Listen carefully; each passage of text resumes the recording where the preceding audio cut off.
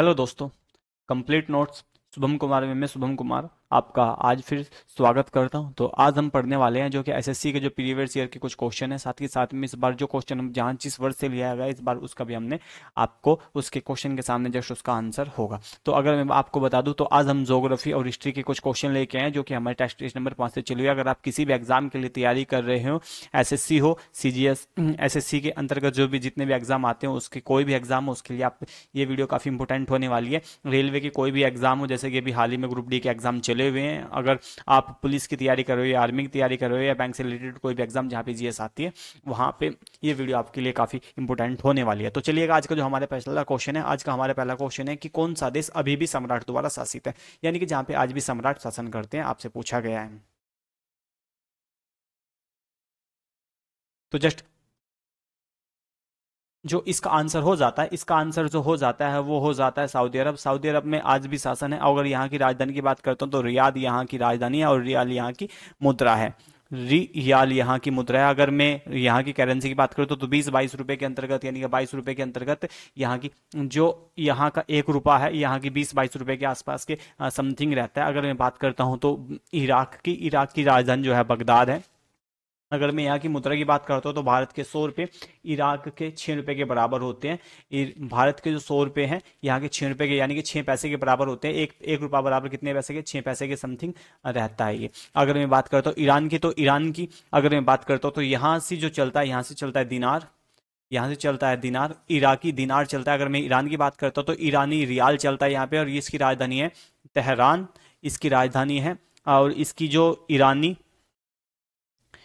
ईरानी रियाल यहाँ की मुद्रा है। रियाल, ईरानी रियाल, अगर भारत का जो 1 रुपया है यहाँ के 500 रुपये, 510 रुपये के समथिंग आज की करेंसी यहाँ की चली हुई है, यानी कि भारत का 1 रुपया यहाँ के 510 रुपये के समथिंग हो जाता है। अगर मैं अफगानिस्तान की बात करता हूँ तो यहाँ पे यहाँ की जो राजधानी है वो है काबुल। तो चलिएगा, आज के हमारे अगले क्वेश्चन की ओर चलते हैं। अगला क्वेश्चन है कि जो इंट्रीगल इंट्रीगल कोच फैक्ट्री है उसके वो कहाँ पर है? इंट्रीगल जो कोच फैक्ट्री है वो कहाँ पर स्थित है, आपसे क्वेश्चन पूछा गया है। तो जस्ट जो इसका अभी हम बताते हैं आंसर क्या होने वाला है। तो जो जस्ट इसका आंसर हो जाएगा, इसका जो आंसर हो जाएगा वह आंसर हो जाएगा इसका पेरम्बूर। पेरम्बूर जो कहाँ पड़ता है? वो पड़ता है चेन्नई के अंतर्गत। और चेन्नई, ये चेन्नई किसकी राजधानी है? तो आप कहोगे तमिलनाडु की ये राजधानी पड़ जाता है। अगर मैं बात करता हूँ तो पेरम्बूर जो की स्थापना, इंट्रीगल जो कुछ फैक्ट्री की स्थापना की गई है वो 1955 के तहत की गई थी। भारतीय रेलवे यहाँ से, ये रेलवे कोच से संबंधित है। ये रेलवे से संबंधित है। तो रेलवे से कुछ और भी संबंधित है, जैसे कपूरथला एक स्थान है, ये कपूरथला पंजाब में पड़ता है। अगर तो यहाँ की बात करता हूँ तो यहाँ पे रेल कोच फैक्ट्री है, तो यहाँ पे रेल कोच फैक्ट्री की स्थापना की गई है। अगर मैं रायबरेली की बात करता हूँ तो रायबरेली की बात करता हूँ तो यहाँ पे आधुनिक कोच फैक्ट्री की स्थापना की गई है।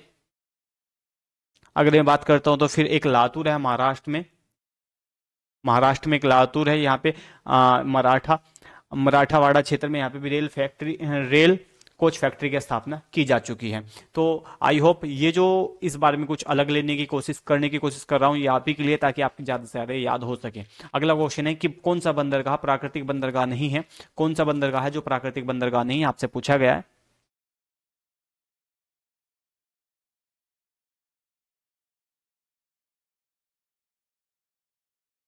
तो जो जस्ट इसका जो आंसर हो जाता है वो हो जाता है चेन्नई। चेन्नई कोई भी प्राकृतिक बंदरगाह नहीं है, एक कृत्रिम बंदरगाह है। अगर मैं बात करता हूँ तो यह एक प्रकार का कृत्रिम बंदरगाह है। भारत में कुल 13 प्रकार के बंदरगाह पाए, प्रमुख बंदरगाह हैं। प्रमुख जो बंदरगाह है भारत में 13 बंदरगाह हैं। छोटे बड़े जितने भी छोटे जो बंदरगाहों की संख्या तकरीबन 200 से ज्यादा है भारत में। अगर मैं बात करता हूँ तो जो भारत का सबसे गहरा जो बंदरगाह है वो है विशाखापत्तनम,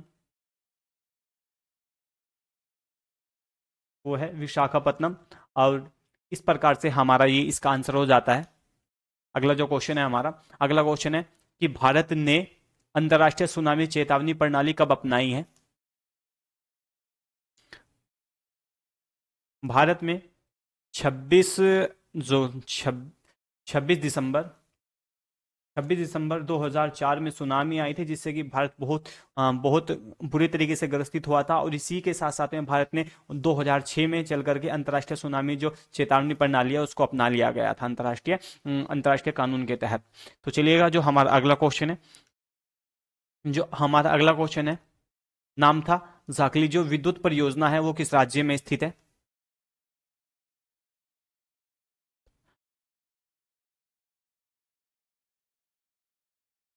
जो नापथा झाकड़ी विद्युत परियोजना है वो हिमाचल प्रदेश में स्थित है।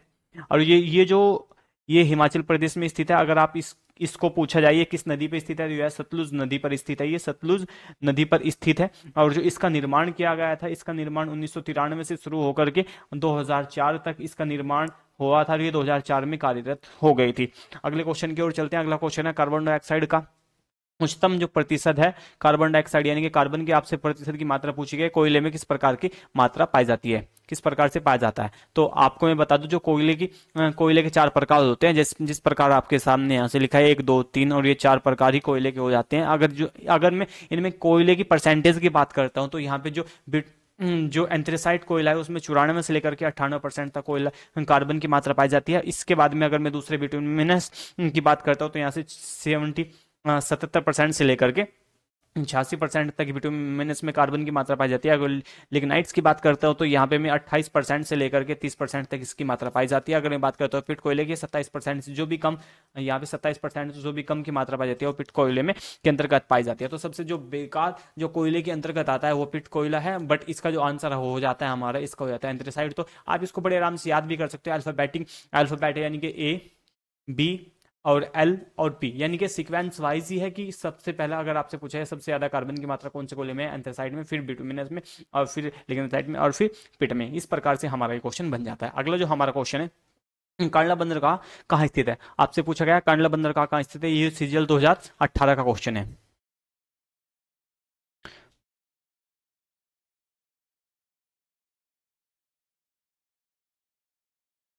और ये है कच्छ जिले में स्थित है। तो कच्छ जिला कहाँ पे स्थित है? कच्छ की खाड़ी के आसपास स्थित है। अगर मैं बात करता हूँ आपको, तो ये जो जिला स्थित है, ये कच्छ जिले में स्थित है। अगर मैं बात करता हूँ आपको, इसका जो निर्माण किया गया था, इसका निर्माण किया गया था 1965 में इसका स्थापना कर दी गई थी। इसकी स्थापना 1965 में कर दी गई थी। और इस समय जो प्रधानमंत्री थे भारत के, लाल बहादुर शास्त्री जी, यहाँ के लाल बहादुर शास्त्री जी भारत के क्या थे? उस वक्त के भारत के प्राइम मिनिस्टर थे। अगर मैं बात करता हूं आगे अगले क्वेश्चन की, तो निम्नलिखित में से किस राज्य में डम्फा टाइगर रिजर्व स्थित है? ये 2019 का सीजीएल का क्वेश्चन है।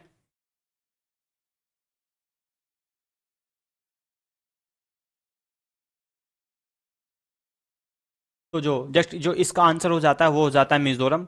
तो जो मिजोरम क्षेत्र है यहाँ पे पड़ जाता है डम्फर टाइगर रिजर्व की। अगर मैं बात करता हूँ तो डम्फर टाइगर रिजर्व यहाँ पे पड़ जाता है। ये पूर्वी उत्तर भारत का पूर्वी उत्तर भारत के क्षेत्र में के अंतर्गत आता है। अगर मैं बात करता हूँ तो ये किस हिल्स पर है? ये है लुसाई, ये लुसाई हिल्स पर स्थित है। ये लुसाई हिल्स पर स्थित है, डम्फर टाइगर रिजर्व जो है स्थित है। अगर मैं इसकी बात करता हूं तो ये 190 माइल स्क्वायर में फैला हुआ है, यानी कि 510 किलोमीटर स्क्वायर के क्षेत्र में ये जो है डम्फर टाइगर रिजर्व यहाँ पे आता है। अगले क्वेश्चन की बात करते हैं, तो निम्नलिखित में से किसने मराठी समाचार पत्र बहिष्कृत भारत की जो शुरुआत की गई थी वो किसने की थी? इसके द्वारा मराठी समाचार पत्र बहिष्कृत भारत की स्थापना की गई थी या शुरुआत की गई थी।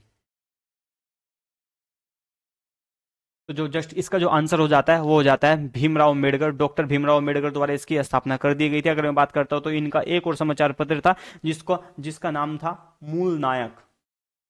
इसकी स्थापना अगर मैं बात करता हूं तो ये कब प्रकाशित हुआ था? 31 जनवरी 1920 को ये प्रकाशित हुआ था। मूल नायक जो इनका समाचार पत्र था। अगर मैं बात करता हूं तो बहिष्कृत भारत की, अगर बहिष्कृत भारत की जो शुरुआत की गई थी, बहिष्कृत भारत की जो शुरुआत की गई थी 3 अप्रैल से, और 3 अप्रैल 1927 से बहिष्कृत भारत की स्थापना की गई थी। अंबेडकर के द्वारा एक और समाचार पत्र निकाला गया था, प्रबुद्ध भारत समाचार पत्र का एक और प्रकाशन किया था। और ये इनके द्वारा लास्ट समाचार पत्र था जिसकी स्थापना इन्होंने फरवरी 4 फरवरी 1956 में की गई थी, क्योंकि और फिर इसके बाद में इनका जो मृत्यु इनकी जो मृत्यु हो जाती है 9 दिसंबर 1956 को इनकी मृत्यु हो जाती है। अगर मैं इनके जन्म की बात करता हूँ तो इनके जन्म की बात करता हूँ 14 अप्रैल 14 अप्रैल 1891 में इनका जन्म होता है। अगले क्वेश्चन की ओर चलते हैं। अगला क्वेश्चन है द्वितीय विश्व युद्ध के दौरान जो ब्रिटेन के प्रधानमंत्री थे कौन थे? द्वितीय विश्व युद्ध के दौरान ब्रिटेन के प्रधानमंत्री कौन थे? और ये काफी इंपोर्टेंट क्वेश्चन है, अभी अभी हाल ही में पूछा गया है। तो जस्ट जो इसका सही आंसर हो जाता है, तो जो जस्ट इसका जो आंसर हो जाता है वो हो जाता है चर्चिल। इसका आंसर हो जाता है, अगर चर्चिल इसका आंसर हो जाता है तो चलिएगा। अगर मैं बात करता हूँ द्वितीय वर्ल्ड वॉर सेकंड के बारे में, तो जो वर्ल्ड वॉर सेकंड है वो कब से कब तक 1939 से लेकर के 1945 तक ये चलता है, और जापान पर परमाणु बम हमले के बाद में ये समाप्त हो जाता है। अगर मैं बात करता हूँ चर्चिल की, तो चर्चिल 1940 में इंग्लैंड के प्रधानमंत्री बनते हैं और 45 तक प्रधानमंत्री रहते हैं। और यहाँ पे एलिजाबेथ द्वितीय, यहाँ पे जो इंग्लैंड की उस वक्त की ब्रिटेन की जो महारानी थी एलिजाबेथ द्वितीय, यहाँ की क्या थी? महारानी थी। अगला क्वेश्चन करते हैं। सिंधु सभ्यता की जो खोज की गई है किसके द्वारा की गई है? सिंधु सभ्यता की खोज आपसे पूछा गया, सिंधु सभ्यता की खोज किसने की है?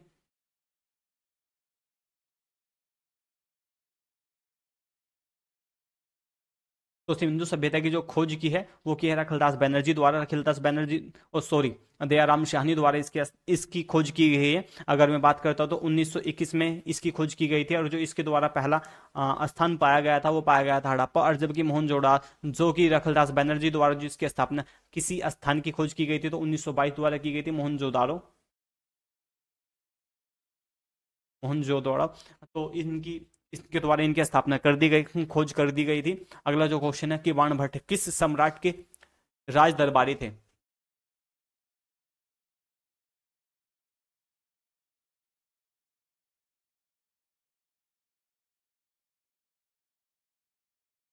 तो बाण भट्ट के बारे में बात करता हूं तो बाण भट्ट हर्षवर्धन से संबंधित है। अगर मैं हर्षवर्धन के समय से में इन्होंने बाण भट्ट लिखी गई है। अगर बाण भट्ट का जो दुनिया का पहला उपन्यास लिखने का जो श्रेय है इन्हें जाता है। प्रथम उपन्यास जो लिखा था इन्हीं के द्वारा लिखा गया था, उसका नाम था कदम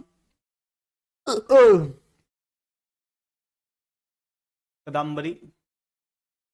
कदम्बरी उस उपन्यास का नाम था, यानी कि दुनिया का जो पहला उपन्यास लिखने का कार्य किया गया है वो किसके शासन काल में किया गया है? हर्षवर्धन के काल में किया गया है। तो चलिएगा हम अगले क्वेश्चन की ओर चलते हैं। हमारा अगला क्वेश्चन है कि आर्य समाज के जो संस्थापक हैं वो कौन है? और ये एसएससी सीजीएल 2019 का क्वेश्चन है, और ये काफी बार रिपीटेड अब तक एग्जाम में हो चुके हैं।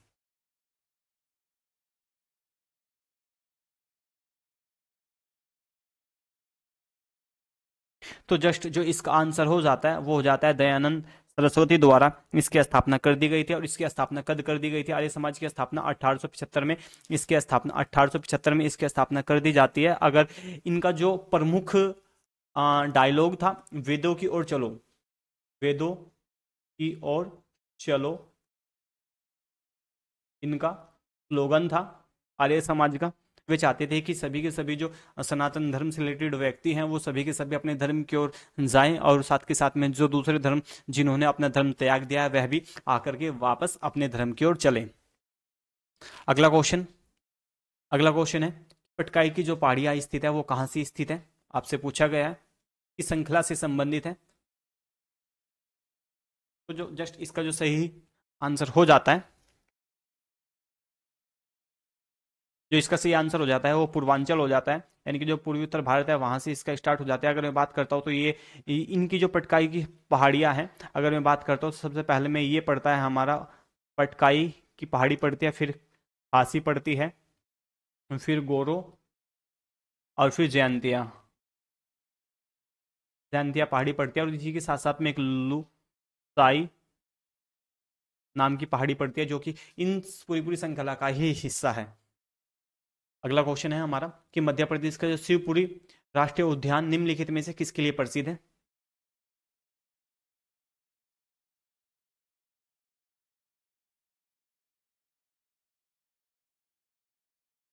तो जस्ट जो इसका आंसर हो जाता है वो हो जाता है तेंदुआ, और चित्तीदार जो हिरण है उसके लिए काफी प्रसिद्ध है।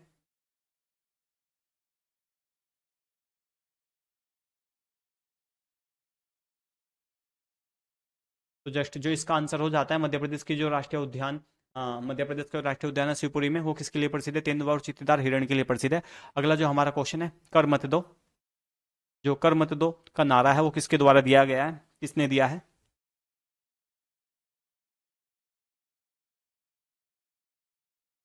इन्होंने दिल्ली चलो का नारा दिया, सुभाष चंद्र बोस जी ने दिल्ली चलो का नारा दिया। अगर मैं बात करता हूँ सरदार वल्लभ भाई पटेल जी, इसका सही आंसर हो जाते हैं। सरदार वल्लभ भाई पटेल जी ने क्या कहा है जो कर मत दो का, और ये कब दिया है? बारडोली,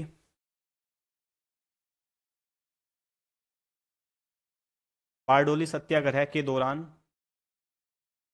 बारडोली सत्याग्रह के दौरान जो कि उन्होंने 1928 में किया था, उस दौरान ये नारा दिया था कि कर मत दो का नारा इन्होंने अपनाया था। अगला क्वेश्चन है, विक्रम शिला विश्वविद्यालय की जो स्थापना किसके द्वारा की गई है?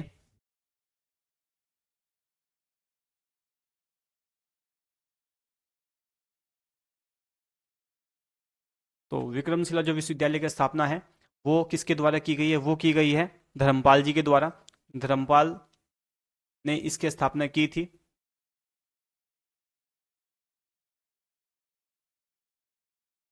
अगला क्वेश्चन है हमारा कि भारत पर आक्रमण करने वाले पहले व्यक्ति कौन थे, यानी कि भारत पर जो सबसे पहले में आक्रमण किया था किसने किया था?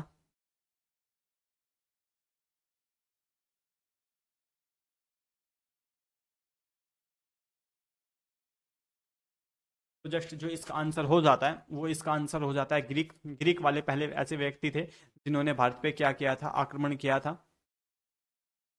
और यही आगे चल करके यवन कहलाए, यही आगे चल करके क्या कहलाए? यवन कहलाए। अगला क्वेश्चन है हमारा कि गांधी गांधी खादी को किसका प्रतीक मानते थे? गांधी खादी को किसका प्रतीक मानते थे?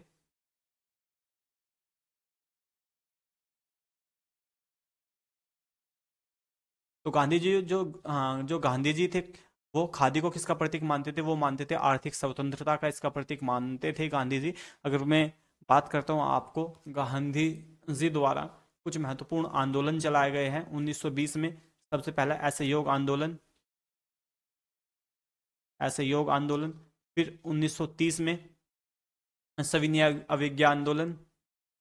फिर 1942 में भारत छोड़ो आंदोलन। भारत छोड़ो आंदोलन इस प्रकार से महात्मा गांधी के भारत में सबसे तीन खास तौर पे आंदोलन होते हैं। उससे पहले उन्होंने चंपारण और अहमदाबाद मिल मजदूरों के लिए भी आंदोलन किए। सबसे पहले में अगर कोई पूछे जाए कि महात्मा गांधी के द्वारा जो सबसे पहले भूख हड़ताल का आयोजन किया गया था तो कब किया गया था? वो किया गया था अहमदाबाद। अहमदाबाद जो मिल मजदूर थे उनके लिए महात्मा गांधी ने क्या किया था? हड़ताल की थी, भूख हड़ताल के लिए।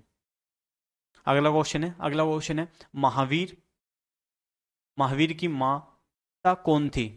भगवान महावीर ये जैन तीर्थक रहे हैं, आपसे पूछा गया है। जो जैन तीर्थकर थे, 24वें जैन तीर्थक थे। अगर मैं बात करता हूं तो इनकी माता के बारे में, तो इनकी माता का नाम तिरसला था और पिता का नाम सिद्धार्थ।